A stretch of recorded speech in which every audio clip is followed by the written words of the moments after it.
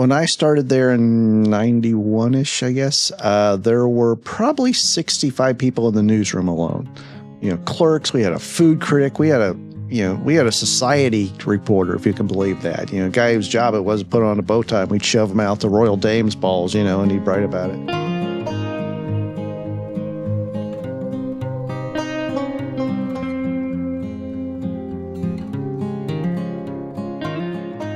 Welcome to Marion Voices, a production of Marion Forum Group. I'm Bob Raymer, and I'll be your host. Today's episode will consider what are Marion County's greatest resources. We consulted an AI app to generate its version of this area's unique features. But we find out really what an Ocala author who has written about this community for decades can also reveal. In answer to the question, what are Marion County, Florida's greatest resources, AA provided this summary, and it's brief. Marion County, Florida, its greatest resources include natural resources, its agricultural resources, and its horse population. It certainly checks many of the boxes that could be used to describe Marion County, but it's a pretty general overview by any standard. A copy editor might say it needs some punching up. Well, we've got the answer for that. Dave Schlenker is a longtime newspaper and magazine columnist who has escaped newsroom layoffs in 2019 to become a public engagement manager for a large utilities company. He's now a writer and photographer for the College of Engineering at the University of Florida, where he hangs out with robot dogs, food desiccators, and really smart people. He holds degrees in photography and journalism, wrote the books Little Man, Big Mouth, 30 Years, and columns Confessions and a Brain Cyst. He's a volunteer photographer for Ocala Civic Theater, Lyrics for Life, and Now I Lay Me Down to Sleep. Dave, it's a pleasure to have you here. Thanks, sir. Appreciate it. Dave, the saying goes, location, location, location. It does. What comes to your mind when somebody asks you, what is it about Marion County? It's an easy answer. Amy Sue Schlenker is the reason. More. Well, my family moved here in 1978. We relocated from St. Pete and went to school here. And like everybody in a small town, I wanted nothing more than to get the hell out of this town. And I went to UCF in Orlando. And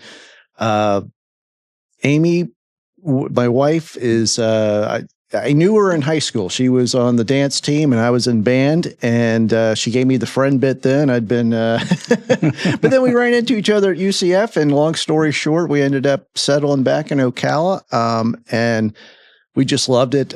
Great place to raise kids. Working for the newspaper, I got a huge kick out of that because I was covering a community where I grew up.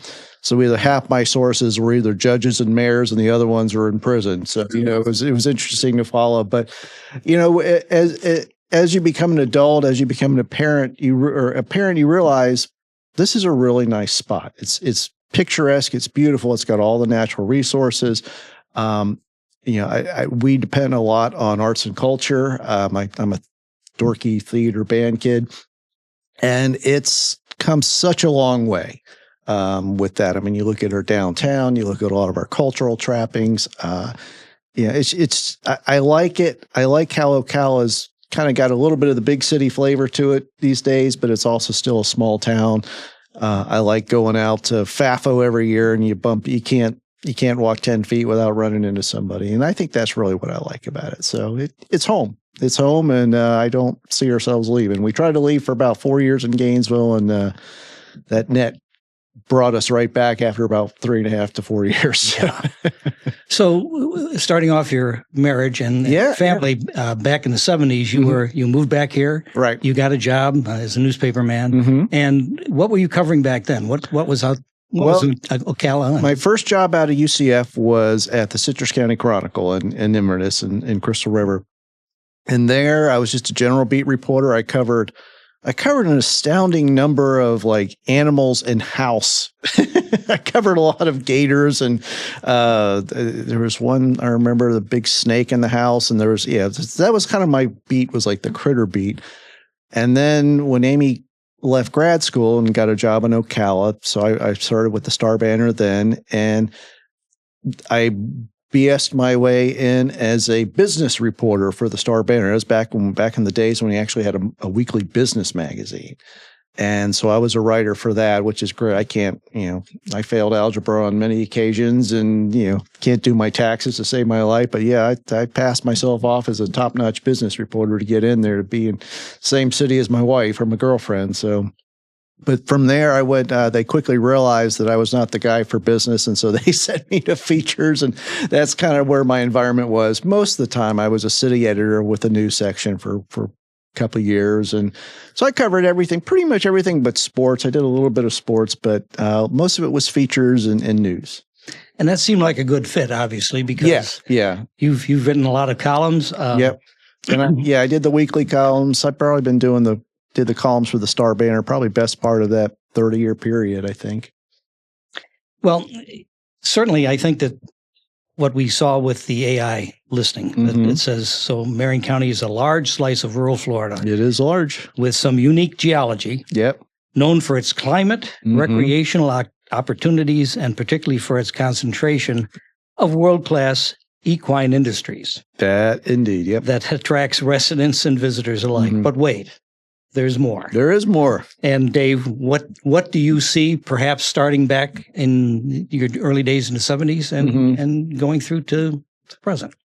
Do I see in terms of the growth or in terms of what? In terms of cultural growth, certainly the development is there. Oh, yeah. But we've started to get more and more of opportunities for the people that are coming here, and boy, they are coming. And I think what we're seeing, Bob, is just the commitment of the folks who have been here. I mean, you've got such a strong core in Ocala. You've got, the Gerald Ertles, you've got the Lori Zinks, you've got, these folks who really have committed themselves to nurturing, be it altering culture or nonprofits or what have you. And, the good example is the Riley Arts Center.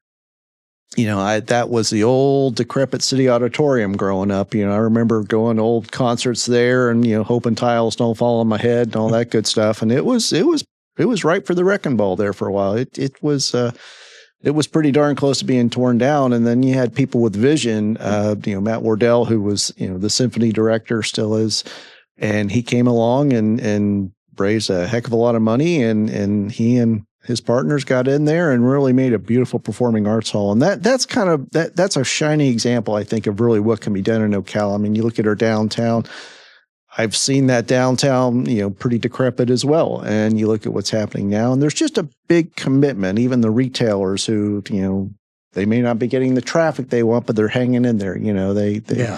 Things like Art Walk, things like, those are big. And then World Equestrian Center. I mean, what a game changer has been and will be. That's, it's going to be really interesting to see what happens with that. And you can just see that whole side of town just come alive. We've got an Airbnb in our neighborhood. I'm probably 20 minutes from the equestrian center, and we see, equestrian athletes down the street in this Airbnb all the time. I mean, they're coming from all over. It's pretty amazing.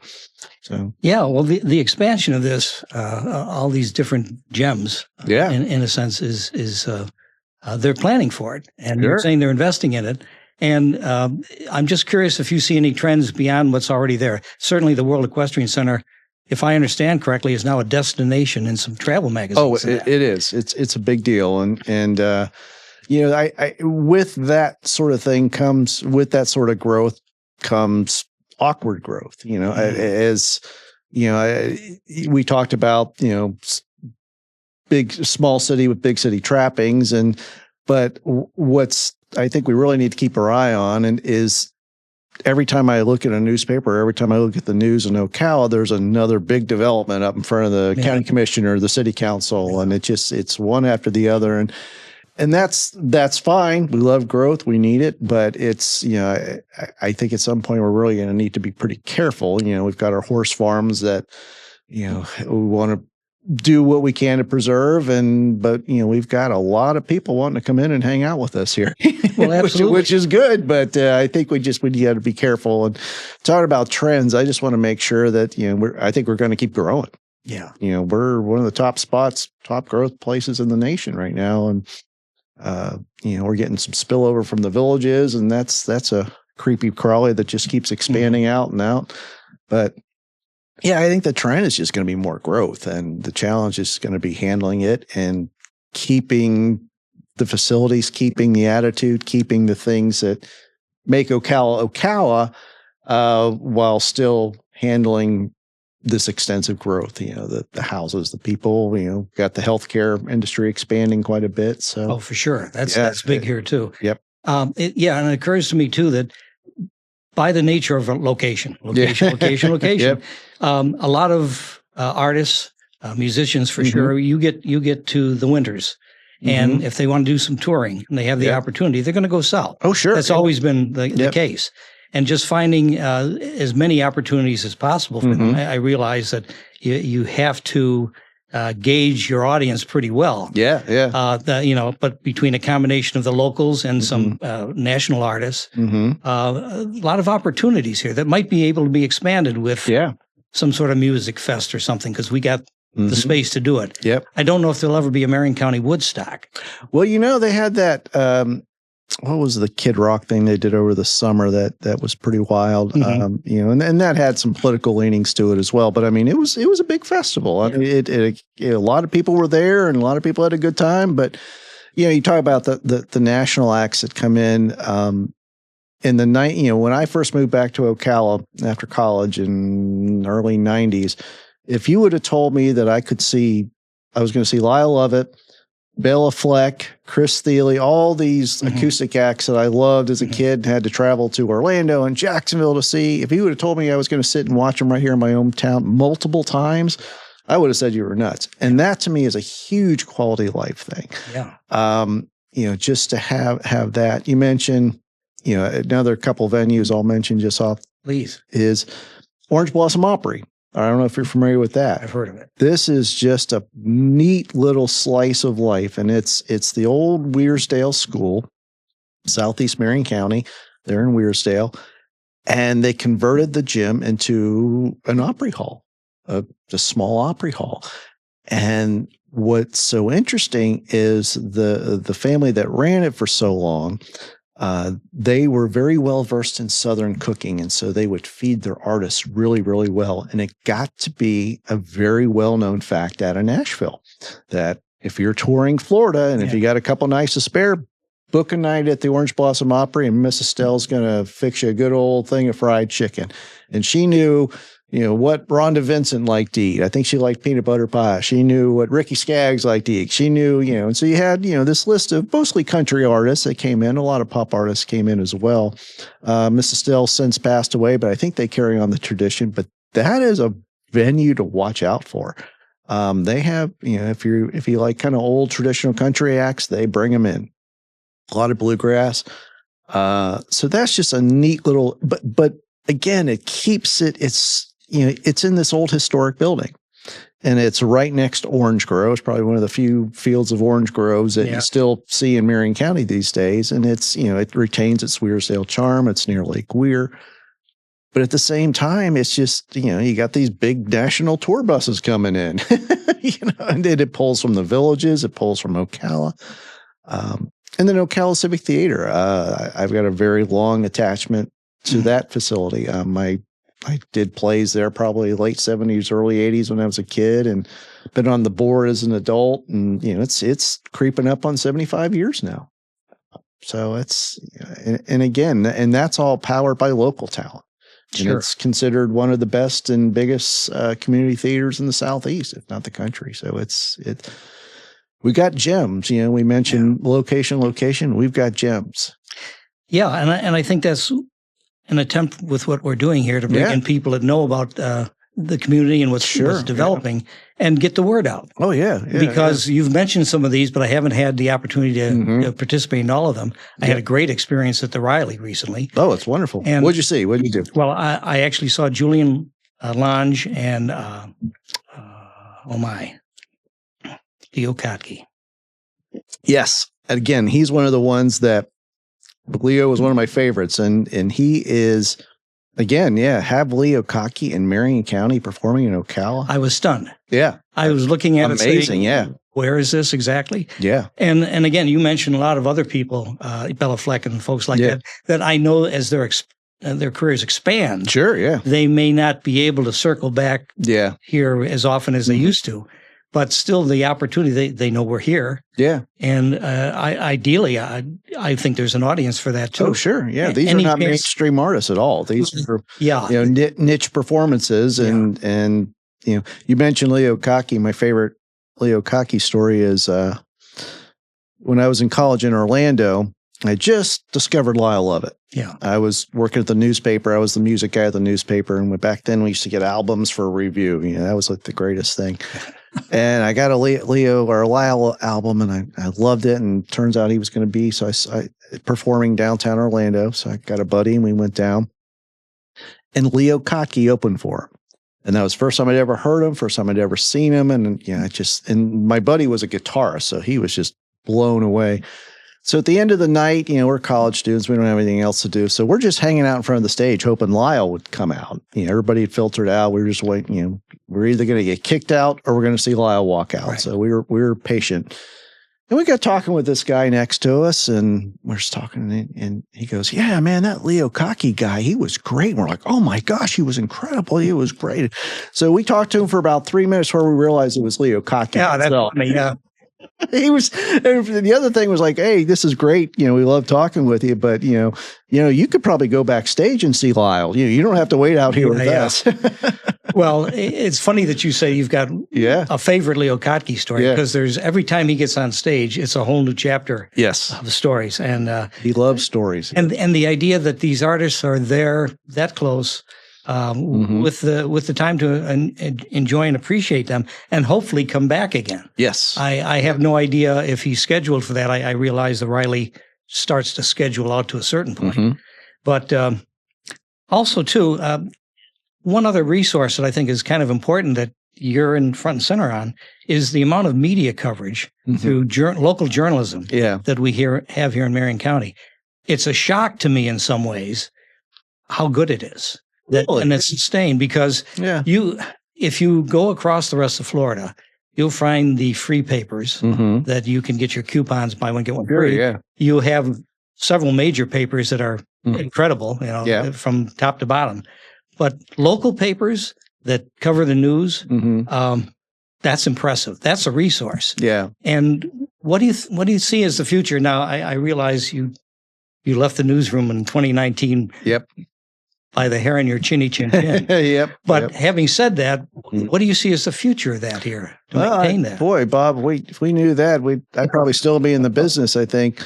Well, it's very interesting to hear you say that, and the reason it's interesting is that the newspaper that I came from, the Star-Banner, dearly loved. That was my family, and when I started there in 91-ish, I guess there were probably 65 people in the newsroom alone. Clerks. We had a food critic. We had a society reporter, if you can believe that. A guy whose job it was to put on a bow tie. And we'd shove him out to Royal Dames balls, and he'd write about it. And there is literally one person there now. There's a guy who takes photos and writes, and then they share an editor with other Gannett papers. I think what you may be referring to, so the Star-Banner is doing the best it can. It's working with the blessings of its former colleagues, right. And God bless them. But then out of nowhere, there was a Jennifer Murty. She was very active in town. She worked with the food festival in town for a while, and she saw a need for, as she watched the Star-Banner kind of decline, and as they were laying people off, they were changing ownerships. I mean, obviously there was a lack in local coverage, and with a lack in local coverage comes a lack of accountability in the whole process. So God bless her. She says, I'm going to start another newspaper, and we're going to be very hyper local, and we're going to ask a lot of questions. And so that's what they're doing. And I think they're doing a really nice job of it. She's working with a lot of my former colleagues at the Star-Banner that, I know have, like me, they're residents, they're longtime residents. Sure. And I think that's what's special about, that's what was, I think, really special about the Star-Banner is that, these folks all lived here. I went to church and events, not only with my colleagues, but my sources, Yeah. And same thing with the Gazette. And so in terms of what's going to happen, I don't know. It's a rough market for newspapers. Absolutely. It just is. I maybe Pollyanna, but I do think we are going to see a resurgence in print journalism some way, somehow. We've got some good magazines in town, including Ocala Style that is owned by Jennifer, Right. who runs the Gazette. Ocala Magazine, which I do some work for now. Absolutely. That's just a wonderful publication. My friend Brad Rogers works there. He worked with me for many years at the Star-Banner. And then we've got TV 20 up in Gainesville, television station that pays a lot of attention to Ocala. Yeah, I'm happy to see that too. Yeah, they really, I couldn't believe it when I did my first book. TV 20 wanted to do a story, which blew me away. I'm like, I wouldn't even do a story on me on this. All right, sure, come on down. But it's nice because they know it's hyper local. They know, they know what the niche is, and they know what the need is, and what the trend is. I don't know what the concern always is when you have a lack of media. Really, mainstream, good, well-focused media, is that things go unchecked. Exactly. And you don't know about these big developments that are going up before the county commission. You don't know about a lot of things. We talk about some of these big entertainment events, like the FAFOs and the plays and the, Leo Kottke and Lyle Lovett and all those good folks. When I was in the newspaper business here, my job was to produce a magazine that tells you everything that's going on that weekend. You'd interview Lyle, you'd talk about what's happening, you talk about the play that's opening. You don't have that now. Yeah. You maybe have a couple listings. You see a good presence of it online. Yeah, digital creep. There. But there's really, I was thinking that the other day because there's stuff I miss a lot now. Events that I see on social media, I'm like, boy, I would have liked to known about that. And I used to be the guy that would tell you about that. And so it's an odd thing. So I'm hoping that they're going to recognize there's a magazine, I think, called 352 today. There's a couple good magazines out there that are just dedicated to events themselves. And I think that's really smart. Because, as much as I'd like to think that people read my beautiful prose and my entertainment magazines, no, they were after planning their weekend with the calendar. Sure. And to cut the middleman on that, I thought was very wise. So, there's good people in this town doing a lot of really good print work. And it's they have my respect. It's a tough thing to do right now. So, from your advantage point, you've got 30 plus years in as a resident and living and working here. Yep. And then there's another generation that comes along in your family that has seen their version of it. Yep. And at this point, they're looking to their future. I won't ask you to speak for your daughters, but at the same time, what sort of impressions do they leave with you about Marion County? And well, that's funny you ask. You remember when I said that I wanted to get the hell out of this town? That's them right now. They, both vow that they're never coming back, but I vowed that I never come back. So when they say that, I'm always, we'll see you in 10 years.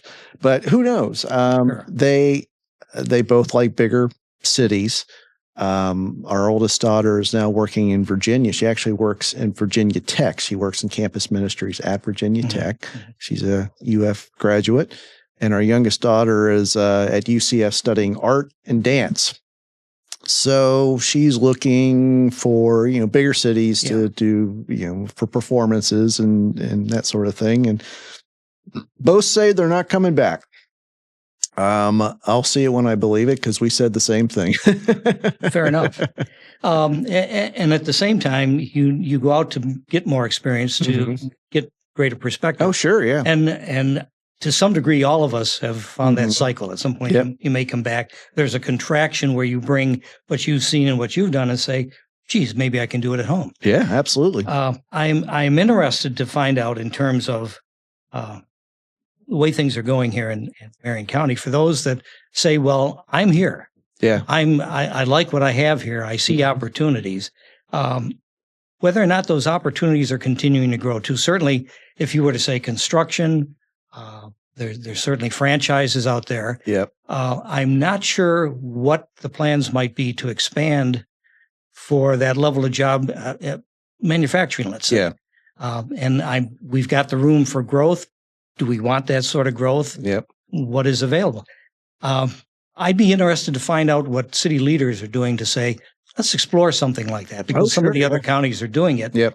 And at the same time, we're back to your balance again. Yeah. You know, we can grow, but are we going to lose what we have here already? And Yeah. even development, that's a contest. And on that point, you know, and I'll also give a little bit of a shout out to the CEP here in Marion County, the Chamber and Economic Development, or the Chamber and Economic Partnership, which is essentially the Chamber of Commerce. Sure. And they've done a really nice job. Kevin Shealy, who actually just left as director, he was here for a while and really got just a fabulous momentum going. And, you know, the job is to make it easy to relocate to Marion County, to have these big companies here that, you know, are not also going to, you know, step on your petunias for that matter too, you know. Yeah. And so you got the Amazon and you got a lot of these other companies here. And so, I credit them. You know, that they, you know, these are good companies that are coming in, good jobs, but I don't feel overrun by them. Yeah. You know, I don't. And maybe I will at some point, but you know, you get as many Amazon trucks that are close to me, I'm happy, because I order a lot of crap, you know. Yeah. Well, yeah. And there's enough room that we don't often see that, you know, and you might see the Right. infrastructure being built. You know, the only place where I feel crowded is on the Ocala 200, the racetrack, which everyone can appreciate. Mm-hmm. I guess that's another sign of growth that most people wish could be alleviated. Don't know if that's going to happen, but I don't know. 200 has always been the center. It's been the nagging artery of growth in Marion County.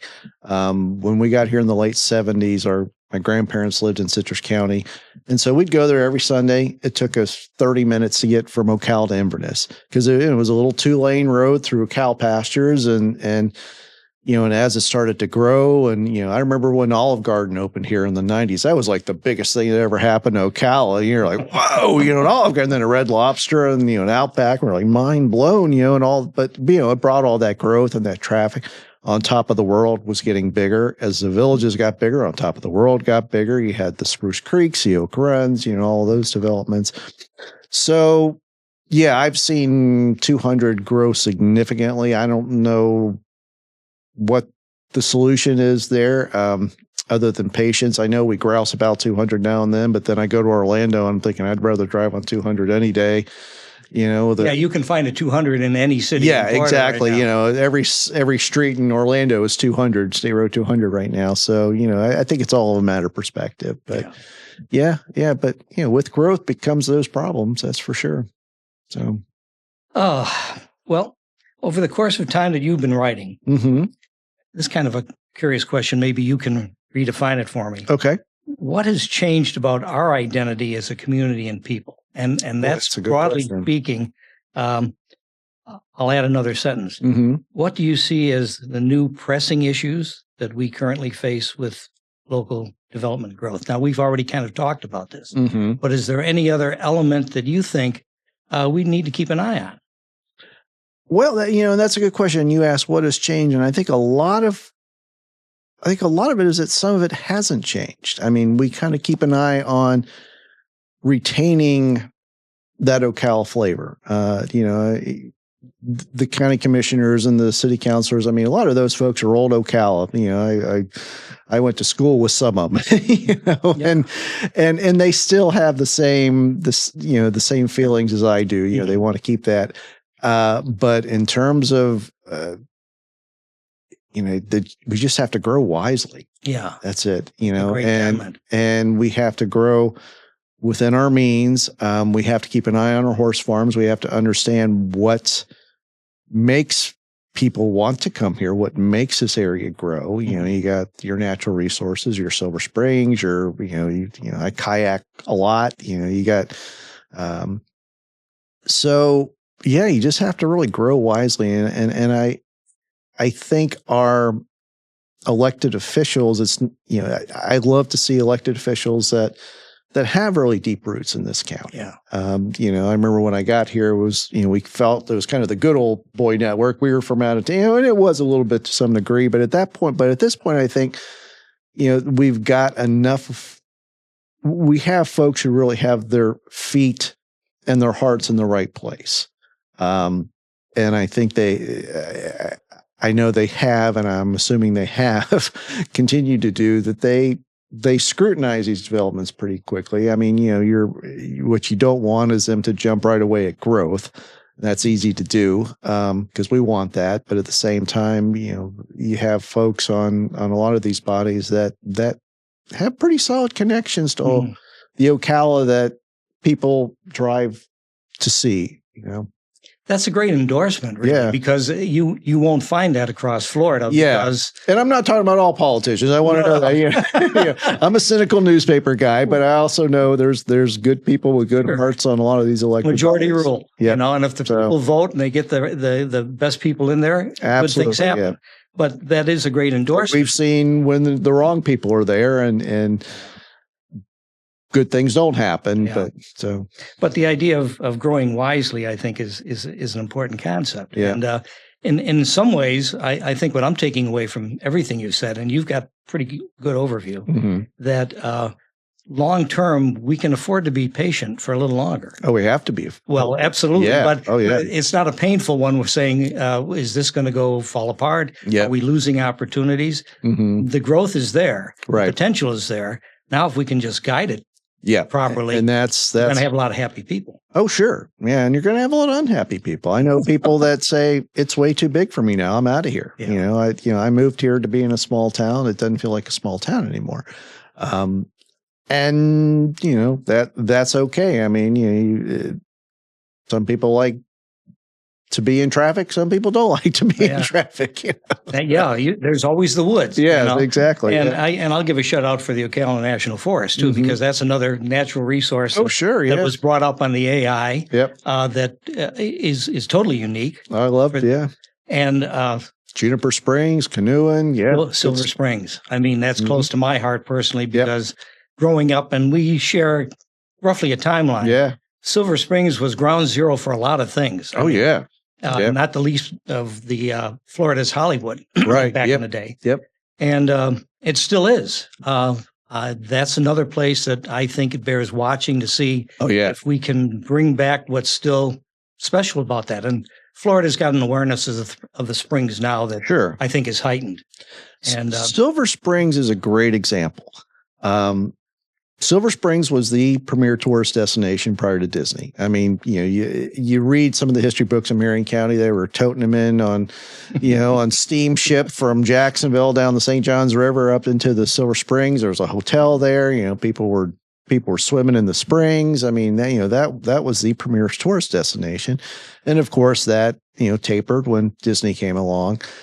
And covering Silver Springs through the years as I have, it's been owned by many companies. Of course, ABC had it back in the glory days. And then a lot of large theme park companies kind of came and ran it for a little bit. You saw where I think at one point they had rides there, and they had all kinds of things they tested out. They brought that concert series in, which was kind of cool.